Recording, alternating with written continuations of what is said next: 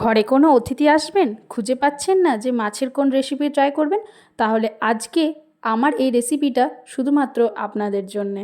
আজ আপনাদের কাছে নিয়ে এসেছি আমার এক দই ডুয়ে রেসিপি। এর জন্য কি করতে হবে, প্রথমে কড়াইয়ে তেল গরম করে 5 ফোড়ন, গোটা গরম মশলা এবং শুকনো লঙ্কা দিয়ে দিতে হবে কিছুটা পেঁয়াজ বাটা।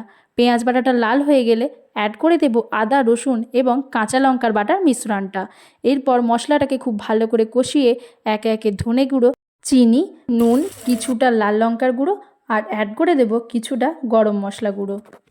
এরপর মশলাটাকে খুব ভালো করে কষিয়ে নিয়ে তেল ছেড়ে দিলে অ্যাড করে দেব কিছুটা টক দই। এরপর দই দিয়ে মশলাটাকে কষিয়ে নেওয়ার পর কিছুটা জল অ্যাড করে দেব। আর জলটাকে কিছুক্ষণ ঢাকা দিয়ে ফুটতে দেবার পর আমি কড়া করে ভেজে নেওয়া রুই মাছের পিসগুলিকে মিশ্রণে দিয়ে দেব।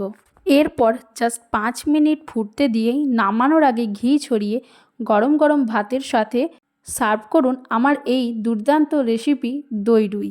আর খেতে কেমন হয়েছে সেটা অবশ্যই কমেন্টে জানাবেন। আর যদি ভালো লাগে অবশ্যই শেয়ার এবং সাবস্ক্রাইব করবেন।